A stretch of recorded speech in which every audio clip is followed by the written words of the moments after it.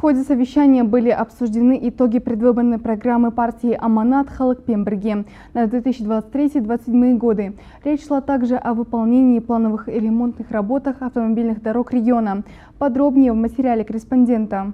На совещании были подведены итоги прошедшего года и обсуждены планы на будущее. По словам докладчика, с 2023 года были выделены значительные средства на ремонт и модернизацию дорог в регионе. Было отмечено, что работа по повышению качества местных дорог, а также обеспечению доступа к отдаленным населенным пунктам идет полным ходом в соответствии с планом. Кроме того, в рамках программы развития автомобильных магистралей ведутся работы по ремонту дорог областного значения. В